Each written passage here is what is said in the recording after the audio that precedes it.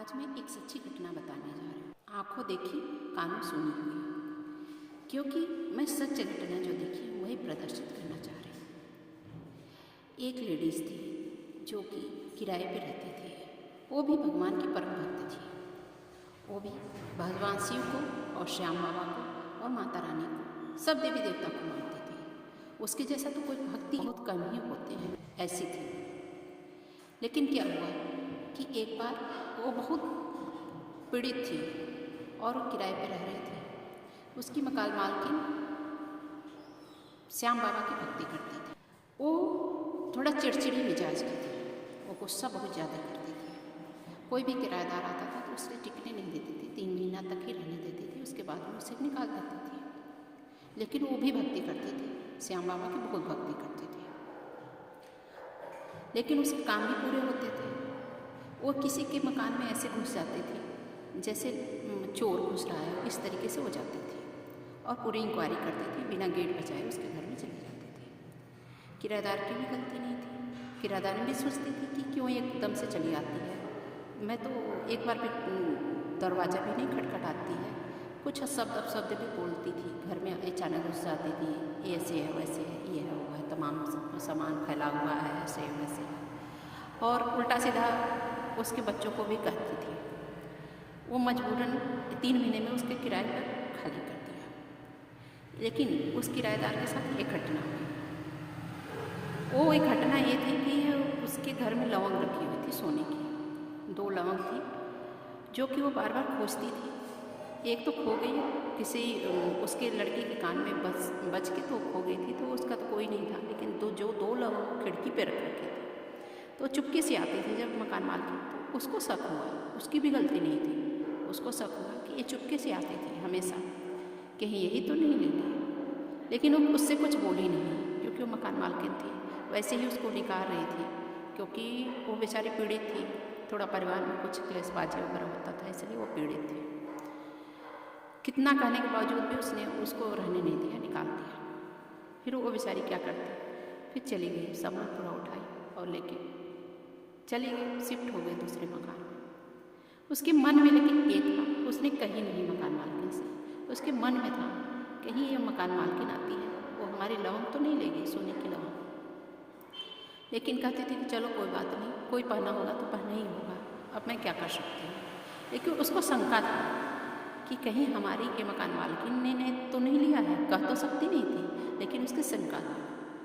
लेकिन वो मकान मालकिन भी बहुत ही श्याम बाबा के पुजारी थी, पूजा करती थी तो बहुत क्लेशबाजी करती थी। लेकिन वो इसके लिए ठीक थी। वो श्याम बाबा की भक्ति करती थी, किसी देवता को नहीं मानती थी, बस श्याम बाबा को मानती थी।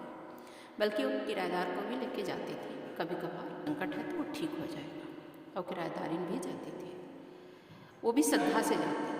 और वो भी, उसका भी जो किराएदारिन था उसका भी बहुत ही काम हुआ था वहाँ जाने से, श्याम बाबा के यहाँ जाने से, अर्जी लगाने से उसका काम हुआ था। विकट से विकट परिस्थिति से वो गुजर रही थी।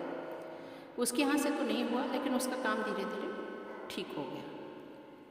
बाद में जब वो रूम छोड़ दिया तो उसके बाद में भी वो भक्ति में लगी रहती थी, इसलिए उसका काम हो गया। 4-6 महीने बीत गए।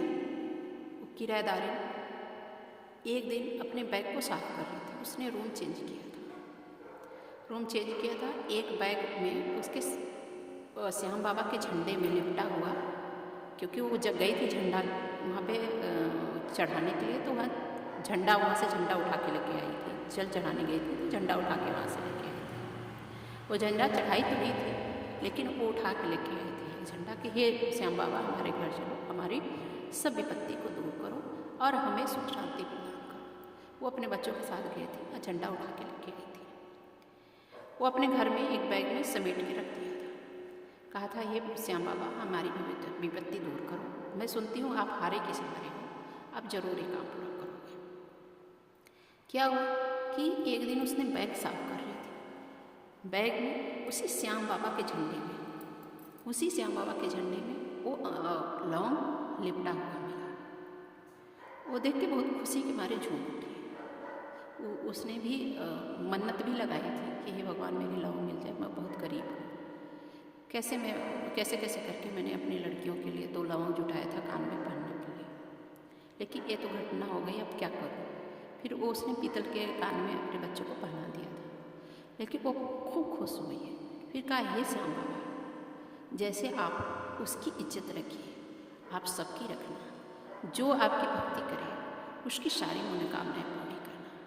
तो श्याम बाबा तो ऐसे ही है, वो हारे के सहारे हैं। वो किराएदार भी बहुत सच्ची थी, उसने लड़ाई नहीं किया, उसने कुछ उसको अपशब्द नहीं कहा, उससे बोला भी नहीं, लेकिन उसके मन में बस थी कि लग रहा है कि उसने ले ली है।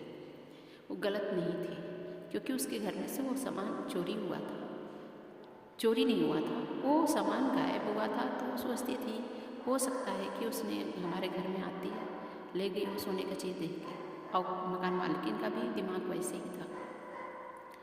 तो श्याम बाबा की जो भक्ति करता है ना, तो श्याम बाबा स्वयं ही उसकी आँख की लाज हो जाती हैं, और जो उनकी भक्ति में लीन हो जाता है तो तरह तरह के विकट परिस्थिति से भी आदमी को बचा लेते हैं।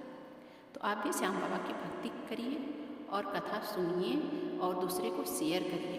यदि आप हमारे चैनल पर बने हैं तो कृपया करके लाइक करिए, सब्सक्राइब करिए, शेयर करिए। और एक इत्र का भी मैं उपाय बताने जा रही हूँ। इत्र का उपाय यह है कि आप जब श्याम बाबा के यहाँ जाते हैं तो इत्र लेके लोग जाते हैं। हाँ, इत्र लेके आप भी जाइए, आपके पास एक है तो एक लेके जाइए, 4 है तो 4 लेके जाइए। जरूरी नहीं कि आप 4 लेके जाएं, लेकिन आस्थानुसार, आपके पास श्रद्धानुसार है तो लेके जाइए। लोग परफ्यूम लगाते हैं, आज का मॉडर्न ज़माना है, परफ्यूम लगाते हैं।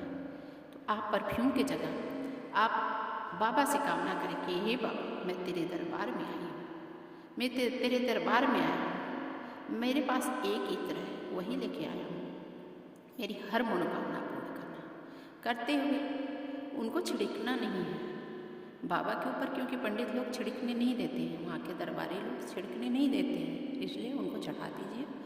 चढ़ाने के बाद में वो इत्र लेके आइए। जब आप कहीं नौकरी के लिए जा रहे हैं, कोई व्यापार के लिए जा रहे हैं, कोई ऐसे जगह जा रहे हैं जहाँ आपकी रुकावटें बन रही हैं, तो वहाँ पे आप उस इत्र को अपने कपड़ों पे छिड़क लीजिए, लगा लीजिए, बाएं हाथ में दाएं हाथ में लगा लीजिए और पूरे विश्वास के साथ जाइए, हे श्याम बाबा, यदि आपकी हमने भक्ति किया है, यदि शक्ति आपके भक्ति में शक्ति है तो मेरी हर मनोकामना पूर्ण कीजिए। शक्ति तो है, ये तो कोई कह नहीं सकता, क्योंकि कलयुग के देवता माने गए हैं।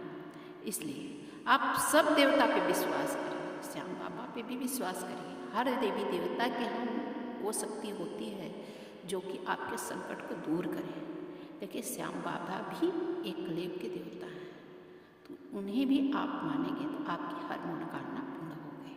आप श्रद्धा और विश्वास के साथ जाइए। आपके पास एक फूल है तो एक फूल लेके जाइए, 1000 फूल है अति उत्तम, लेकिन उसमें कोई घमंड नहीं होना चाहिए, कोई इसमें ईगो नहीं होना चाहिए। यदि ऐसा होगा तो श्याम बाबा कभी नहीं सुनेंगे। ऐसा भी मैंने देखा है कि एक इंसान ऐसा भी था कि झूठी अपनी लेके चला जाता था वहाँ पे कि हमारी बाबा मुरादें पूरी कर दें, लेकिन क्या हुआ कि उसकी भगवान ने नहीं सुना, क्योंकि वो सत्य पे नहीं था। तो जहाँ सत्य होगी, वहाँ सच्चाई होगी, वहीं बाबा सुनेंगे। यदि आपको यह कथा अच्छी लगी, यह सच्ची घटना अच्छी लगी, जो मैं बोल रही हूँ वो बिल्कुल ही सच्ची है, आंखों देखी कानों सुनी हुई, तो आप दूसरे को शेयर करिए, लाइक करिए, सब्सक्राइब करिए और मेरे चैनल पे बने रहिए, इससे कि हम तरह तरह के वीडियो ले आती हूँ और आपके समक्ष में लाऊँ और सारी घटना बताऊँ, आप भी उससे प्रेरित होइए। ओम नमः शिवाय। जय श्री कृष्ण। राधे राधे। जय श्री श्याम।